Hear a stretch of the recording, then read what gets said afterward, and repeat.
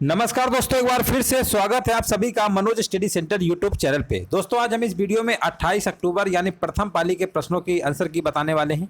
यहाँ पर देखिए, आज के पेपर में पहला प्रश्न आपसे पूछा गया था, वर्ष 1928 में मोतीलाल नेहरू समिति के द्वारा निम्नलिखित में से कौन सा अधिनियम विधेयक प्रस्तावित किया गया था। यहाँ पर जो आंसर आपका था, यहाँ पर विकल्प नंबर आपका डी नंबर वाला बिल्कुल करेक्ट आंसर आपका था, अधिकारों का बिल।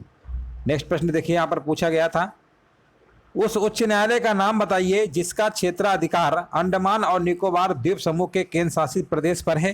तो इस प्रश्न का जो राइट आंसर था आपका कलकत्ता उच्च न्यायालय था। यहाँ पर आंसर जाएगा सी नंबर के साथ।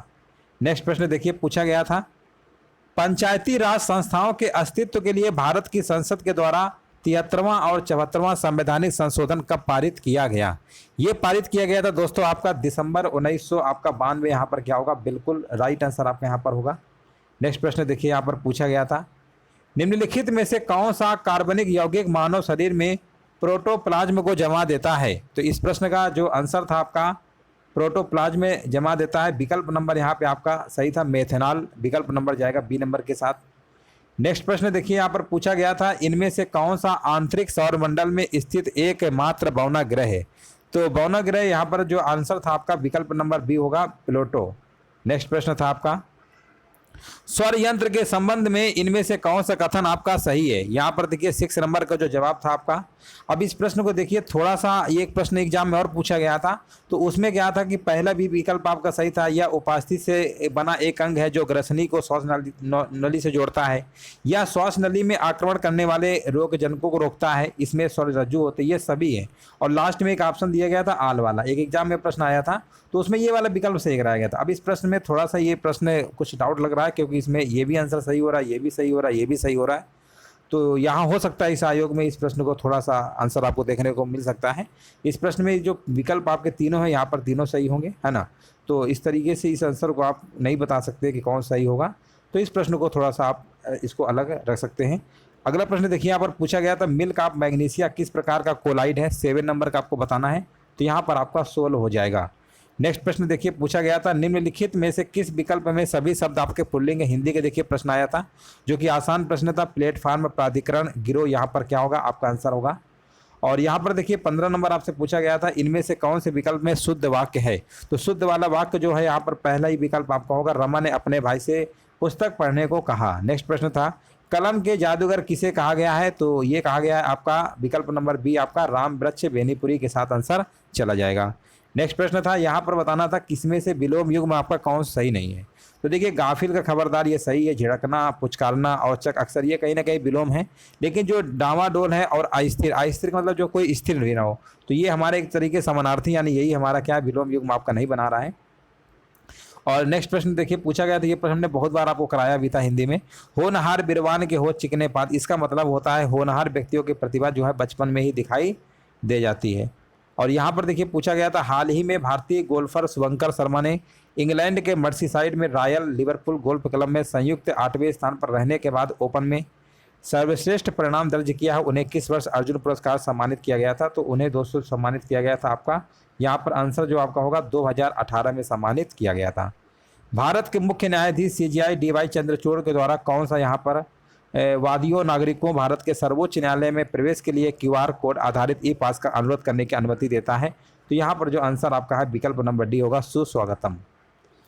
देखिए नेक्स्ट प्रश्न आपसे यहाँ पर पूछा गया था, भारत सरकार के द्वारा संचालित निम्नलिखित में से कौन सा निगम Asia transition finance study group में शामिल होने वाला पहला सदस्य बन गया है। तो इस प्रश्न का जो आंसर आपका था, यहाँ पर राइट आंसर आपका क्या हो जाएगा। तो इस प्रश्न का जो आंसर था, पहला ही विकल्प आपका था power finance corporation limited. Next प्रश्न आपका पूछा गया था, गुरुग्राम में स्टार्टअप 20 के समापन समारोह के दौरान भारत के ने आधिकारिक तौर पर वर्ष 2024 के लिए किस देश को मसाल सौंपी है। तो आंसर यहाँ पर आपका ब्राजील यहाँ पर होगा। नेक्स्ट प्रश्न था आपका, विश्व का पहला 7 मिनट का कैंसर उपचार टीका किस देश में शुरू किया जाएगा, है ना। तो इस देश का आपका नाम क्या था। इस देश का नाम आपका था इंग्लैंड था। नेक्स्ट प्रश्न देखिए, यहाँ पर पूछा गया था, हाल ही में केंद्रीय सड़क परिवहन और राजमार्ग मंत्री श्री नितिन गडकरी ने भारत में 3.5 टन के वाहनों के लिए वाहन सुरक्षा मानकों को बढ़ाकर सड़क सुरक्षा बढ़ाने के उद्देश्य से भारत NCAP लॉन्च किया। NCAP का फुल फॉर्म पूछा गया था, तो इसका फुल फॉर्म हो जाएगा न्यू कार असेसमेंट प्रोग्राम, यानी आंसर जाएगा विकल्प नंबर डी नंबर के साथ। यहाँ पर देखिए पूछा गया था नेक्स्ट प्रश्न, अगले दशक में निम्नलिखित में से किस क्षेत्र में व्यापार को $100 बिलियन तक बढ़ाने के लिए भारत अमेरिका टास्क फोर्स स्थापना की गई? ये प्रश्न हमने कराया था करंट अफेयर्स में। तो यहाँ पर आपका ए नंबर वाला आपका राइट आंसर आपका होगा। हाल ही में भारतीय वायुसेना की पश्चिमी वायु कमान शुरू किए गए वार्षिक प्रशिक्षण अभ्यास का नाम बताइए। तो ये आपका त्रिशूल है, ये भी हम करा चुके हैं क्वेश्चन। और यहाँ पर देखिए नेक्स्ट प्रश्न आपसे पूछा गया था, मेनन वन्यजीव अभ्यारण्य भारत के निम्नलिखित किस राज्य में स्थित है? हाँ ना, ये आपको बताना है। 37 का आंसर यहाँ पर क्या होगा? तो ये दोस्तों आपका सिक्किम में है। विकल्प नंबर आपका बी नंबर करेक्ट आंसर आपका यहाँ पर होगा। मध्य प्रदेश में देखिए लागू मुख्यमंत्री लाडली बहना योजना हमने बहुत बार बताया था, और हमने बताया था ये 21 से लेकर 60 वर्ष तक है ना, 21-60 वर्ष तक है। तो यहाँ पर ऑप्शन नंबर क्या होगा? सी नंबर आपका करेक्ट आंसर आपका यहाँ पर हो जाएगा। पूर्वोत्तर सीमांत रेलवे ने वर्ष के सूक्ष्म परियोजना के लिए PMI दक्षिण एशिया पुरस्कार जीता है। यह परियोजना निम्नलिखित में से किस जानवर के जीवन को बचाने के लिए इंस्ट्रक्शन डिटेक्शन सिस्टम है? तो यहाँ पर आंसर आपका हो जाएगा हाथी। विकल्प नंबर जाएगा डी नंबर के साथ। कुथु भारत के निम्नलिखित में से किस राज्य केंद्र शासित प्रदेश में कुथ मबलम मंदिर में प्रदर्शित एक सामाजिक धार्मिक कला है? तो यहाँ पर जो 40 नंबर का जवाब यहाँ पे आपको हो जाएगा केरल। यहाँ पे बिल्कुल करेक्ट आंसर आपका हो जाएगा बी नंबर। यहाँ पर देखिए पूछा गया था केंद्रीय भारतीय भाषा संस्थान का मुख्यालय किस स्थान पर स्थित है? तो ये आपका साथियों है मैसूर कर्नाटक में। विकल्प आपका यहाँ पर सी नंबर करेक्ट आंसर आपका होगा। तेलंगाना राज्य के पालमपेट गांव में स्थित रामप्पा मंदिर है ना, रामप्पा मंदिर, ये भी प्रश्न हमने बहुत बार कराया है। अगर आप क्लास देख रहे हो काकतीय वंश है ना, ये हमने प्रश्न करा चुके हैं। और नेक्स्ट प्रश्न बताइए, भारतीय संघ के प्रधानमंत्री और अन्य मंत्रियों की नियुक्ति भारत के संविधान है ना, ये भी प्रश्न करा चुके हैं। ये आपका आर्टिकल नंबर आपका 75 था आपका। पुला निम्नलिखित में से किस देश की राष्ट्रीय मुद्रा है? पुला की अगर हम बात करेंगे तो यहाँ पर आपका बोत्सवाना हो जाएगा है ना, बोत्सवाना यहाँ पे आंसर सी नंबर आपका होगा। पेरुंगदाई कोंगुवेलिर द्वारा लिखित महाकाव्य कृति है, यह भारत के निम्नलिखित में से किस साहित्य से संबंधित है?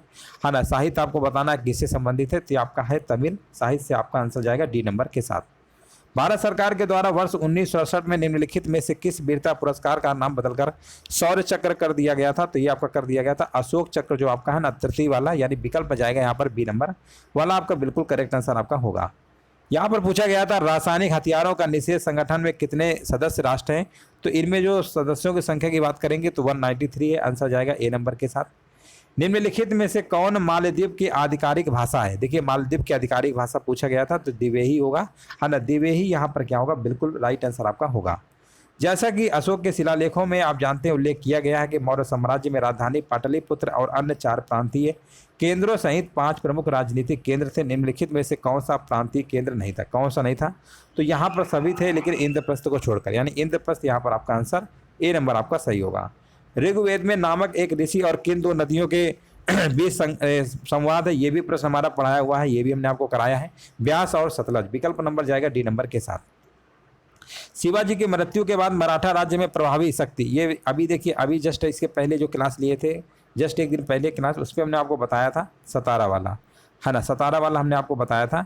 ये प्रश्न अभी हाल ही में जब आपको प्राचीन इतिहास करा रहे थे तभी उसमें हमने आपको ये प्रश्न कराया था सतारा। उसमें हमने 2-3 नाम बताया था, तो उसमें सतारा भी बताया था कि ये प्रश्न आ सकता है। तो ये प्रश्न अभी हमने परसों ही कराया था आपको, प्राचीन इतिहास का वीडियो देख लीजिएगा, उसमें क्वेश्चन हमने कराया था। चलिए नेक्स्ट प्रश्न बताइए, महावीर स्वामी को जिन के नाम से जाना जाने लगा, जिनका क्या अर्थ है? 82 नंबर आपको बताना है, यहाँ पे आंसर क्या होगा? तो देखिए 82 नंबर का जो आंसर आपका यहाँ पर होगा ना, राइट आंसर आपका यहाँ पर हो जाएगा विजेता। यहाँ पर आंसर क्या होगा? विजेता आपका करेक्ट आंसर आपका होगा। चित्तरंजन दास है ना, मोतीलाल नेहरू ने परिषद राजनीति में वापसी कर बहस करने के लिए कांग्रेस के भीतर है ना, ये प्रश्न हमने बहुत बार कराया, स्वराज पार्टी है ना, स्वराज पार्टी के बारे में हमने बहुत बार बताया था आपको। तो आंसर यहाँ पर क्या होगा? विकल्प नंबर जाएगा यहाँ पर डी नंबर के साथ। और 1923 में हमने बताया था स्वराज पार्टी की स्थापना भी आपकी हुई थी। तो ये प्रश्न हमने आपको कई बार करा चुके हैं। नेक्स्ट प्रश्न बताइए। और यहाँ पर देखिए पूछा गया 1722 में यहाँ पर डैश की सूबेदारी सवाई राजा सरसिंह ने दी गई थी है ना। 84 नंबर का यहाँ पर क्या होगा? तो ये आपका आंसर हो जाएगा आगरा। आगरा यहाँ पे क्या होगा? आंसर सही होगा। और यहाँ पर पूछा गया था निम्नलिखित में से किसने अपने सहयोगियों को ये महसूस करने के लिए प्रेरित किया था कि संविधान सभा ब्रिटिश निर्मित थी और ब्रिटिश योजनाओं पर काम कर रही थी, जैसा कि ब्रिटिश चाहते थे इस पर काम किया जाए? तो यहाँ पे आंसर आपका होगा सोमनाथ लाहिड़ी, यहाँ पे आंसर सही हो जाएगा। हिंदुस्तान गदर पार्टी का मुख्यालय हमने बताया था लाला हरदयाल है ना, सैन फ्रांसिस्को, ये भी प्रश्न हमने बहुत बार आपको कराया था। यहाँ पर बताइए सिरोई यानी कुमुदनी लिली भारत के यहाँ पर बताना है राज्य में पाई जाने वाली एकमात्र स्थलीय कुमुदनी लिली है। 87 का देखिए आंसर आपका यहाँ पर हो जाएगा मणिपुर, बिल्कुल करेक्ट आंसर आपका यहाँ पर बी नंबर वाला सही होगा।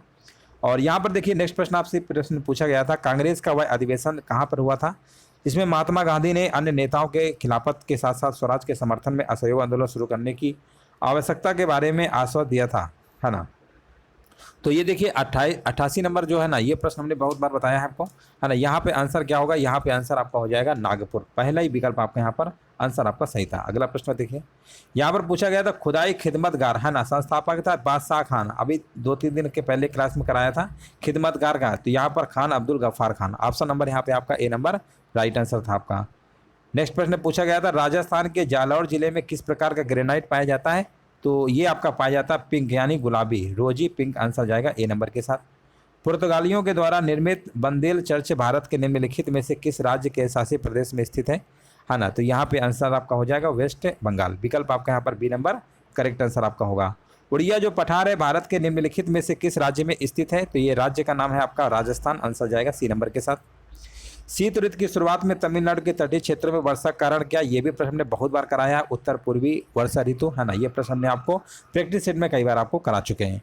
स्वर्ण क्रांति भारत में बताइए यहाँ पर किस विकास के लिए जिम्मेदार है, ये आपकी बागवानी, ये भी प्रश्न हमने आपको कराया है। नेक्स्ट प्रश्न बताइए, गन्ने के उचित एवं लाभकारी जो मूल्य है एफआरपी जो है कौन मंजूरी देता है, तो ये देता है दोस्तों आपका आर्थिक मामलों की कैबिनेट समिति, आंसर यहाँ पे क्या होगा बी नंबर आपका राइट आंसर आपका हो जाएगा। नेक्स्ट प्रश्न पूछा गया था, इनमें से कौन सा एक भारतीय श्रम कानून और सामाजिक सुरक्षा उपाय है जिसका उद्देश्य काम करने का अधिकार राइट टू वर्क की गारंटी देना है, तो ये आपका महात्मा गांधी जी रोजगार मनरेगा, है ना, ये भी प्रश्न हमने आपको कई बार कराया है। यहाँ पर देखिए पूछा गया था भारतीय स्वतंत्रता अधिनियम 1947 के पारित होने के साथ साथ भारत एक अधिराज्य बन गया और अधिराज्य विधानमंडल ने भारत सरकार अधिनियम 1935 की किस धारा के प्रावधानों के तहत 1947 से 1949 तक कानून बनाए, तो धारा नंबर आपका यहाँ पर 100 नंबर यहाँ पे करेक्ट आंसर आपका होगा। एक व्यक्ति जो संसद का सदस्य नहीं है उसे राष्ट्रपति द्वारा, है ना, ये भी प्रश्न हमने बहुत बार कराया 6 महीनों तक, है ना, 6 महीने होते हैं, आंसर जाएगा डी नंबर के साथ।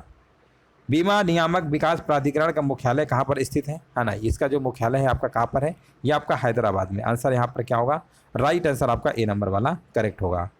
यहाँ पर देखिए पूछा गया था निम्नलिखित में से कौन सा डिपॉजिटरी संस्थान का प्रकार नहीं है ना, तो यहाँ पर जो आपका ये ग्रामीण बैंक है ना नाबार्ड, यही आपका नहीं है, बाकी सब आपके हैं।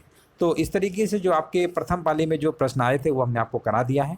और जो आज का पेपर के अगर लेवल की बात करते हैं तो पेपर का लेवल कह सकते हैं बहुत ही हार्ड था, क्योंकि आज का जो पेपर था काफ़ी हार्ड था, क्योंकि अगर हम 2021 और 2022 से अगर हम कंपेयर करके देखेंगे तो पेपर 2023 में काफ़ी टफ आयोग ने बनाया था। और आयोग को पेपर इतना कठिन नहीं बनाना चाहिए था, क्योंकि ये एग्ज़ाम था आपका, ना तो कोई वैकेंसी का एग्ज़ाम था ये कोई है।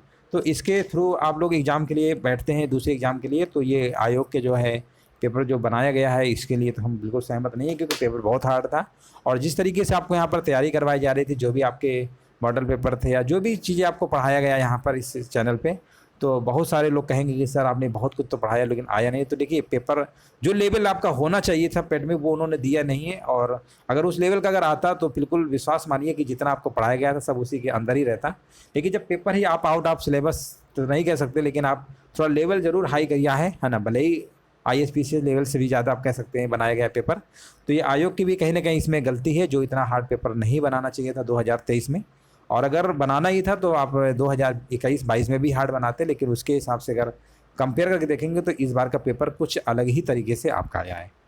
तो उम्मीद है इस पाली में जितने भी लोगों ने प्रश्न किया होगा, बहुत हो सकता है कम ही संख्या रही हो 2 साल की अपेक्षा।